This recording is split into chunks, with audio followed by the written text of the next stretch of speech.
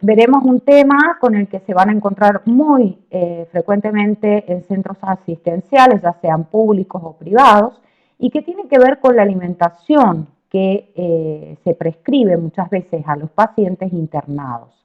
Otras veces existen prescripciones que son para pacientes de consulta ambulatoria, y es importante muchas veces observar esa prescripción si coincide o no con lo que realmente se le está dando al paciente.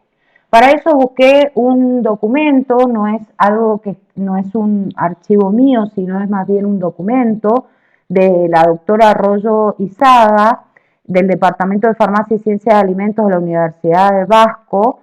Esto es re importante porque si bien no siempre se da de esta forma, les da un panorama de lo que debería ser y cómo debería organizarse la alimentación asistencial.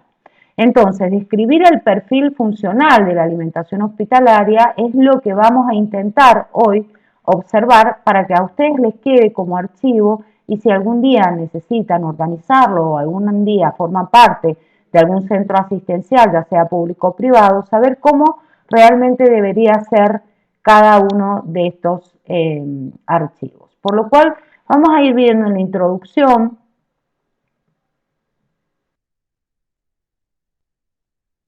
va a introducción, que es lo que trata este archivo. Vamos a ver cómo se codifican las dietas en un centro asistencial o en un hospital, cómo deberían diseñarse los modelos de menú, porque imaginen qué difícil es diseñar un modelo de menú para una población hospitalaria. Qué tipo de dietas son con las que se van a encontrar y cómo se distribuyen las comidas en los centros asistenciales. Pueden encontrar un manual de codificación, como pueden no encontrarlo, o simplemente encontrarse con la prescripción del médico y abajo la prescripción nutricional del tipo de dieta que debería seguir el paciente. En muchos casos los involucra como enfermeros, sobre todo en los casos donde en la prescripción figure alimentación enteral o parenteral. Cómo se diseñan los menúes, las dietas terapéuticas y la distribución de las comidas.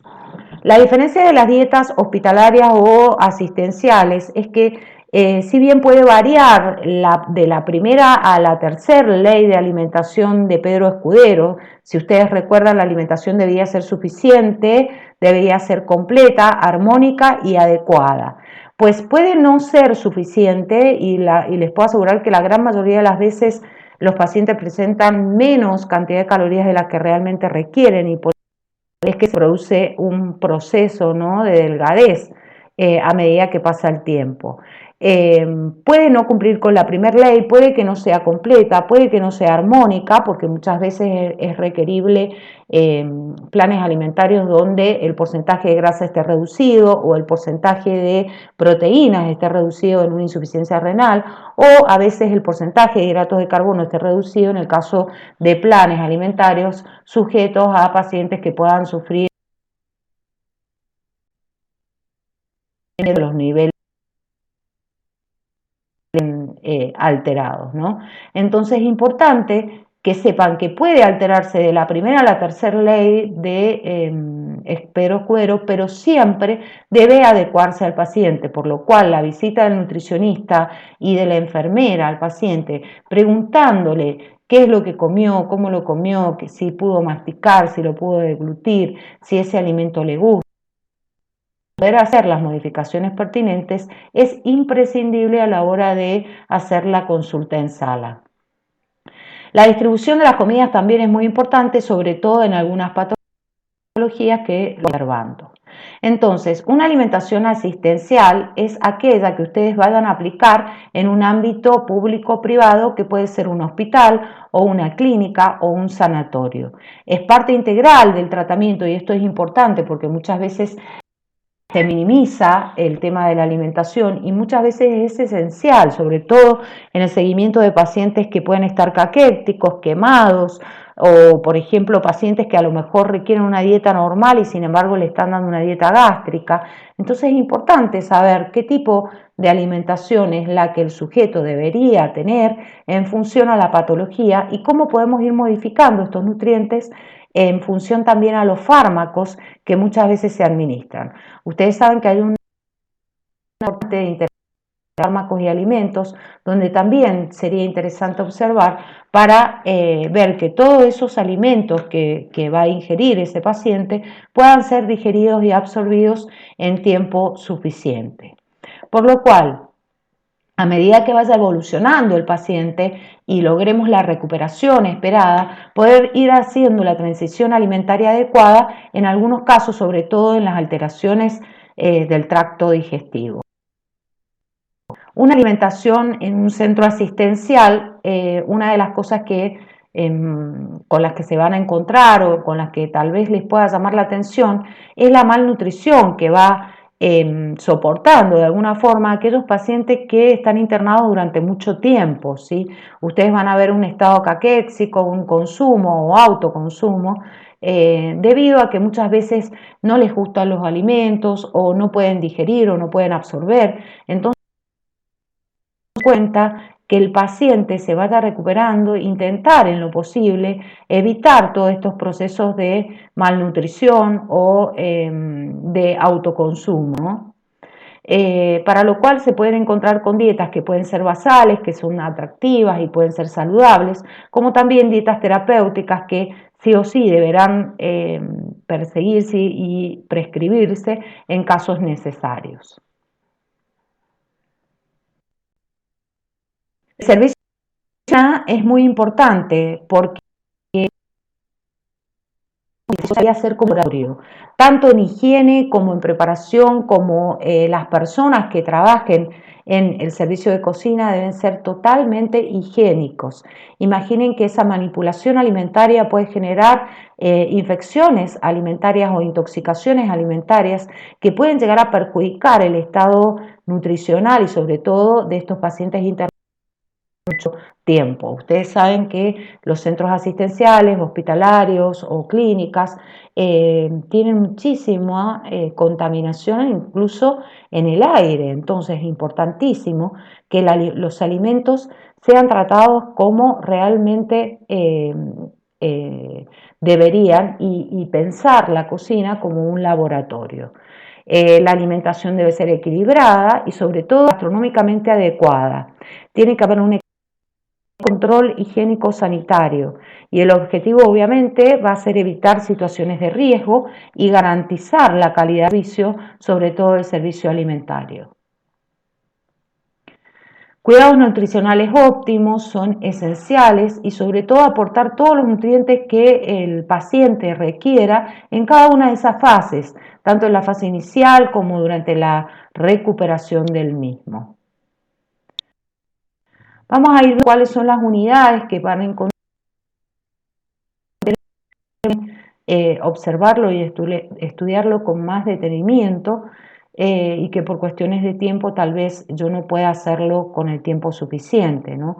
Pero fíjense qué importante porque hay una comisión de dietética y cocina que es el que se va a encargar de que el servicio de cocina y todo lo que es la visita a la sala o las unidades de nutrición clínica y dietética estén manejadas y es lo que realmente debería existir. No sé si realmente se puede lograr, pero es lo que debería hacer. Reuniones en las que puedan observar en qué se equivocan o qué situaciones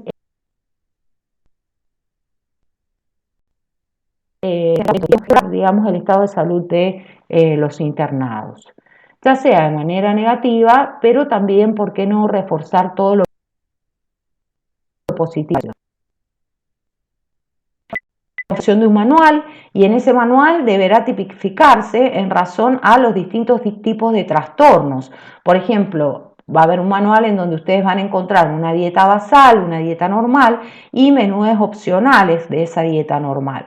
Pero también van a encontrar dietas terapéuticas y dentro de estas dietas terapéuticas pueden encontrar desde dietas hipocalóricas, dietas hiposódicas, dietas con restricción proteica, que son hipoproteicas, restricción de ácido úrico o con restricción de carbohidratos, con disminución del porcentaje de carbohidratos o disminución del porcentaje de grasas. Entonces pueden encontrar dietas hipograsas o dietas hipohidrocarbonadas. Y lo importante es ver que coincida con el paciente, porque muchas veces en estos servicios basales se tiene en cuenta la sala y la cama y muchas veces esos pacientes ser trasladados de cama y lo que pasa muy frecuentemente es que esa dieta que iba hacia la sala 5, por ejemplo, cama 20, resulta ser que era para otro paciente. Entonces es muy importante que ustedes tengan en cuenta esto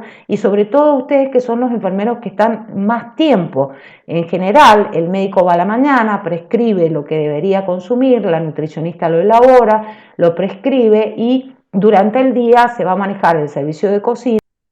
El que más va a estar en contacto con el paciente son los enfermeros. Entonces es muy importante que ustedes observen si realmente coincide con la prescripción que el médico realiza y que la nutricionista tuvo en cuenta para ese paciente. Sin lugar a dudas, una de las cosas que determinará la prescripción de lo que el paciente consumirá es la evaluación del estado nutricional, es decir, tanto peso, talla, índice de masa corporal, podemos tener en cuenta si el paciente puede masticar o ingerir alimentos o si el paciente que puede digerir, masticar e ingerir alimentos realmente está en condiciones de absorber esos alimentos. Entonces muchas veces esto hace que tengamos en cuenta muchos factores. Puede confeccionar un manual a fines de poder hacer más viable, ¿sí?, y este sistema tan complejo que puede ser el alimentar a una población en un centro asistencial, clínica, sanatorio o hospital, ya sea público o privado. En general, algunos servicios están terciarizados, por lo cual cuando están terciarizados es mucho mejor porque hay mucho más control, pero en otros casos depende del propio servicio de alimentación del lugar y bueno, en esos casos hay que tener muchísimo cuidado.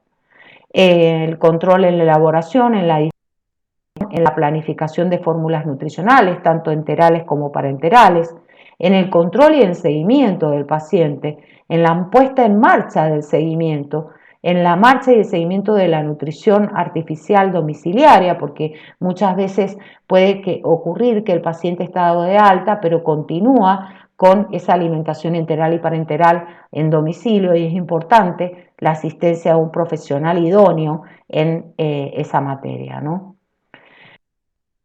Vamos a ver la importancia entonces del seguimiento, del apoyo, la realización sobre todo del control y el monitoreo de todo esto es importantísimo. Vamos a pasar a los tipos de dietas, después si ustedes quieren lo pueden evaluar mucho mejor al documento. Y vamos a observar que en una población hospitalaria debe cumplir con requisitos que la alimentación sea saludable, higiénica, agradable, evitar la malnutrición, que muchas veces es lo más frecuente que sucede en pacientes, sobre todo en pacientes internados durante un largo periodo de tiempo, y sobre todo que el paciente esté satisfecho, que es algo muy difícil de lograr, ¿no? Entonces, en general, todo lo que son centros asistenciales, el mayor porcentaje de dietas que se manipulan son por vía oral, aunque también hay un porcentaje que puede variar entre un 10, un 1% de alimentación enteral o parenteral. Un estudio realizado por Guillén y colaboradores, donde evaluaron la aceptación de los menúes, el objetivo era evaluar qué tanto eran aceptados los menúes que se dan en centros asistenciales y fíjense de 160 bandejas que fueron escogidas al azar para que realmente sea objetivo el estudio, observaron que de dietas estándar y especiales, incluidas las Turmix, Fíjense cómo pusieron una escala visual solamente por la observación: 0, plato lleno 1, residuo mayor o igual al 75%, 2, residuo mayor o igual al 50%, 3, residuo igual o mayor a 25% y 4, plato vacío.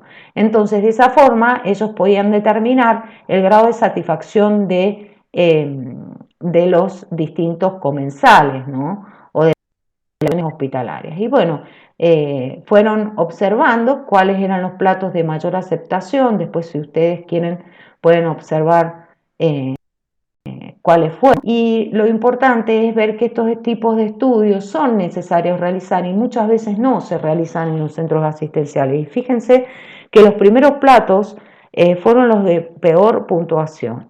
Y eso es importante saberlo, porque mejorar el servicio de alimentación también es el mejorar el estado de salud de los estudiantes.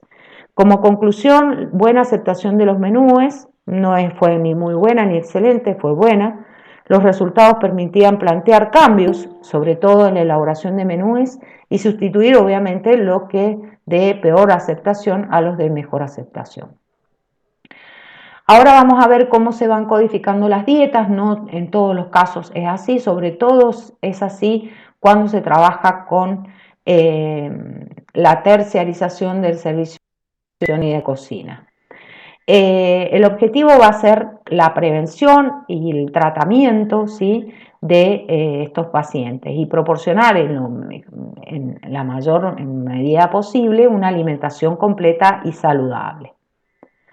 ¿Qué podemos observar? Dice que van a tener un código. Muchas veces el código va a variar, obviamente, según los servicios de nutrición.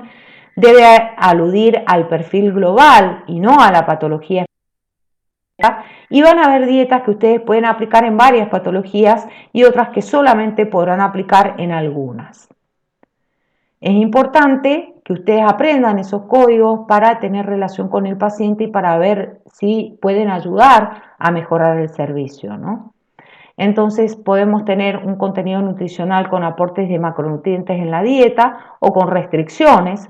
Entonces puede haber una dieta normocalórica, normoproteica, normohidrocarbonato, grasa. Como podrán haber otras con restricción de nutrientes, en donde van a encontrar hipoproteica o hipohidrocarbonada o hipolipídica o grasa. Pueden existir también restricciones de alimentos por alergias o indicaciones de dietas con patologías específicas. Lo importante es saber qué tipo de factores vamos a tener en cuenta al momento de elaborar estos tipos de planes de codificación. Y es primero estudiar o hacer un diagnóstico de situación, sobre todo en qué tipo de pacientes son los más que con mayor frecuencia acuden a este centro hospitalario o qué servicios son los que con los que cuenta, qué patologías son las más frecuentes, para poder armar y colaborar y direccionar, digamos, el gasto hacia estos tipos de planes que realmente requieren la población hospitalaria. Entonces, muchas de las cosas en cuenta al momento de codificar, y esto no es algo que tal vez a ustedes les interese, pero sí es importante que lo sepan, porque como les digo, el que siempre está con el paciente es el enfermero y ustedes pueden ayudar a mejorar o a direccionar, digamos, la viabilidad de todo esto. Vamos a ver, nos vamos a meter en los tipos sobre de dietas, características de dietas. Por ejemplo, era lo que les hablaba, podrán existir dietas con un valor calórico normal, como en el caso de los quemados, o hipercalórica, como en el caso de los quemados, o aportes de dietas que pueden estar restringidas, pero en general les cuento que más o menos manejan entre 1800 a 2000 calorías. Puede haber repercusión entonces como macronutrientes, como les dije, ligeramente hiperproteica o hipoproteica, hipohidrocarbonada, etcétera, etcétera. Muchas veces requerimos mejorar, digamos, el consumo de vitaminas y minerales, por lo cual a veces se consulta con el médico para ver si se suplementa o no con algunas vitaminas. Y obviamente tener muy en cuenta qué tipos de condimentos son los que van a utilizar, si es con sal o sin sal, si puede tener embutidos o no. Es importante, además del tipo de plan alimentario, comidas y cuántas colaciones muchas veces requieren. En general se hace desayuno, almuerzo, media tarde y cena, y en el caso de los diabéticos 2 colaciones. Más o menos el porcentaje de distribución que debería tener del valor calórico total, es decir, del consumo total de calorías, el de mayor porcentaje deberían ser las comidas principales, como puede ser el almuerzo y la cena, y en menor porcentaje las colaciones. Así veremos cómo tratar en lo posible de evitar lo menos posible planes alimentarios que sean hipocalóricos, porque muchas veces esos planes hipocalóricos pueden llevar a falta de vitaminas, ¿no? En cuanto al diseño de los menúes, podemos ver el diseño de un menú normal o general, que incluya todos los alimentos, ¿sí? Fíjense cómo una dieta basal pediátrica o una general. El diseño del menú, cómo vamos a tener en cuenta todas las costumbres, qué productos típicos, debe ser equilibrado, sobre todo, recomendaciones y sobre todo algo que debe hacer el nutricionista y más que nada durante la asistencia al paciente es la educación nutricional. Sobre todo trabajar clima, no es lo mismo los menúes de climas cálidos a menúes en climas fríos, ¿sí? Y eso es importante porque eso hace a la aceptación de cada uno de los pacientes internados, ¿no? Sobre qué tipo de elecciones son las que eligen en cuanto a gustos, ¿no? Entonces fíjense cómo en el primer plato en general se le distribuye todo lo que son verduras, hortalizas, puré, arroz, como segundo plato carne, que con un postre, fruta, puede ser un postre con fruta, un postre con lácteos, gelatina, y desayunos o merienda, lácteos, zumos, frutas y algunas galletitas. Fíjense cómo va variando en función a los distintos tipos de dietas, que son las que vamos a ver ahora, qué tipos de dietas terapéuticas existen, como les dije, va a variar, depende de la frecuencia de las distintas patologías que puedan presentar, ¿no? Es importante también tener en cuenta la modificación tanto cuantitativa como cualitativa de la dieta normal, porque una dieta normal va a ser completa, suficiente, armónica y adecuada, pero una dieta terapéutica puede que tenga alguno de los nutrientes disminuidos o cuantitativamente esté aumentado. Puede mostrar mucho volumen con baja cantidad de calorías o muchas calorías con baja cantidad de volumen, dependiendo también de cómo se presente el caso en cada uno de los casos, ¿no? Y según, obviamente, las distintas patologías que son más frecuentes en los distintos tipos de servicios. Así podemos encontrarnos con dietas con modificación de textura, por ejemplo, podemos tener una dieta líquida, sólida, blanda o una dieta general, una dieta progresiva que pasemos de líquida a blanda, de blanda a sólida, con dieta con modificación de macronutrientes, hipohidrocarbonada, hipoproteica o hipograsa, o hiperproteica, hiperhidrocarbonada o hiperlipídica. Dietas con modificación de aporte energético, ya sea hipercalórica o hipocalórica. Dietas con modificación en contenido de electrolitos, en algunos casos tendremos que cuidar el potasio, el sodio, el cloro, o a veces incorporarlos, ¿no? Dietas para patologías digestivas, como pueden ser trastornos o cirugías, ¿sí? Exploratorias u otras dietas. En general van a haber distintos tipos de dietas, las voy a pasar por alto porque ahí van a tener distintos ejemplos de los diferentes tipos de dietas con las que se pueden encontrar y las distintas fases, ¿sí? Ustedes podrán después indagar sobre cada una de ellas, pero podemos dar un ejemplo en el caso de la hipercalórica, por ejemplo, cuando se prescribe, en el caso de una desnutrición, o cuando existen quemados o cuando hay traumatismo, hipocalórico en caso de obesidad, sobrepeso, en algunos casos de diabetes. ¿Y por qué digo en algunos casos de diabetes? Porque no en todos los diabéticos en general van a requerir ese tipo de dietas, ¿sí? Vamos a ver un ejemplo con modificación de alteraciones digestivas, por ejemplo, en los gastrectomizados hay que disminuir la cantidad, sobre todo, porque recuerden que el gasto que ir adaptándose a distintos volúmenes y cantidades, entonces las tomas son importantes, tienen que estar exentas del azúcar, porque eso puede provocar trastornos gastrointestinales, que es lo que ustedes conocen como sacarosa. Después hay dietas gástricas en las que ustedes van a tener en cuenta también si es sólida, líquida o blanda, que se va a evitar sobre todo lo que es el contenido en fibras y químicos que puedan provocar astringentes, como pueden ser que no tengan fibra, que no tengan contenidos que pueden llegar a provocar diarreas. Después podemos tener, como les dije, modificación de dietas exploratorias, modificación del aporte energético, modificación de electrolitos, modificación de y otras dietas que encontramos, por ejemplo, todas aquellas en las que van a tener que evitar ciertos alimentos porque ocasionan alergias alimentarias al paciente o porque el paciente presenta ciertas intolerancias alimentarias, donde es importante tener en cuenta, por ejemplo, en un paciente celíaco o en un paciente con intolerancia a ciertos tipos de azúcares, ¿no? Como puede ser intolerancia a la lactosa, intolerancia a la sacarosa o intolerancia a la maltosa. Prescritas en ese manual.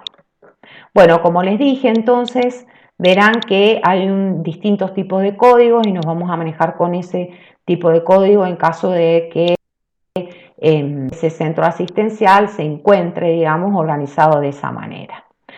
Van a ver este documento en unidad 8, por lo cual, bueno, cualquier duda pueden hacerla entonces en las clases presenciales.